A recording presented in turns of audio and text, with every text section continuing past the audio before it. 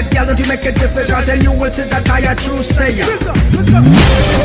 Hello everyone, এই গরমের মধ্যে কি রান্না করব, কি খাবো কিছুই বুঝে পাচ্ছি না। সেদিন হঠাৎ করে অর্ডার করলাম পিৎজা এবং সেই সাথে নিউ একটা সিরিজ দেখতে বসলাম। সবাই কেমন আছেন?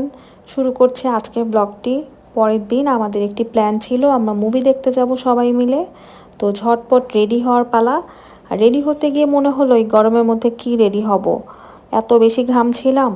কারেন্ট আছে তারপরও মনে হচ্ছে যে কারেন্ট নেই, এত গরম। তো আমি জাস্ট সানস্ক্রিনটা অ্যাপ্লাই করলাম, সেই সাথে ভাবলাম যে লিপস্টিক অ্যাপ্লাই করে নিই। এই দুইটা জিনিস দিয়ে আমার রেডি হওয়া। এরপর নিজেকে একটু দেখলাম, মনে হলো যাচ্ছি মুভি দেখতে, এই গরমের মধ্যে আর কি রেডি হব, যতটুকু সেজেছি এনাফ।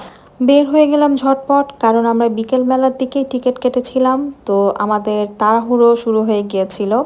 আমার হাজব্যান্ড নিচেও অপেক্ষা করছিল, তো আমি নিচে নামতে নামতে একটু ভিডিও নিয়ে নিচ্ছি।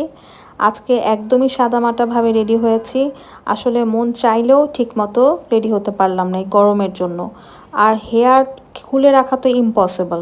আমার খুব ইচ্ছা ছিল যেদিনই মুভিটা দেখতে যাব সেদিন খুব সুন্দর করে সাজুগুজু করব, সেটা আর হলো না। কিন্তু বাইরের এই রোডটাতে যেতে যেতে খুব ভালো লাগছিল, কারণ এই রোডটা এত খালি থাকে আর রিক্সা রাইড দিলে তো কথাই নেই। তো আমরা চলে গেলাম যেটা বাংলাদেশ মিউজিয়াম জাদুঘর, যেখানে হচ্ছে সিনেপ্লেক্স আছে সেখানে। কারণ এই বনলতা এক্সপ্রেসের টিকিট কোথাও খুঁজে পাওয়া যাচ্ছে না। তো প্রতিদিন দেখা যায় যে একটা একটা করে শোয়ের টিকিট ছাড়ছে তারা। আমরা এই মিলিটারি মিউজিয়ামের সিনেপ্লেক্সেই টিকিট পেয়েছি। এই জায়গাটাতে ছবি তুলতে খুব ইচ্ছে করছিল, কিন্তু আমাদের হাতে টাইম নেই, আমরা সবাই একটু লেট করে ফেলেছিলাম। তো সুন্দর মতো গিয়ে বসলাম এবং শুরু হয়ে গেল।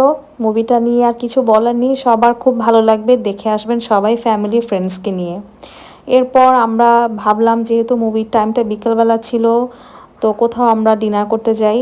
তো ত্রিপলের বিস্ট্রোতেই গেলাম, সেখানে গিয়ে আমরা যে মেনুটা চাচ্ছিলাম সেটা তারা অফ করে দিয়েছে। তো ভাবলাম যে তাহলে এখানে না বসি। সাডেন উর্মি বলল হেবাংয়ে যাই। তো হেবাং যে আমার বাসা থেকে এত কাছে করে ফেলেছে, আমি অবাক আসলে। আমি জানিও না যে 7-8 মাস হয়ে গিয়েছে যে হেবাং জায়গা চেঞ্জ করেছে। তো হেবাংয়ে কখনো আমার খাওয়া হয়নি, আরও 2বার গিয়েছিলাম কিন্তু খাওয়া হয়নি। তো এবার খুব বড় করে করেছে হেবাং। ট্রেডিশনাল ফুড সব কিছু তাদের এখানে পাওয়া যায় এবং আমরা গিয়ে মেনু সিলেক্ট করে নিলাম।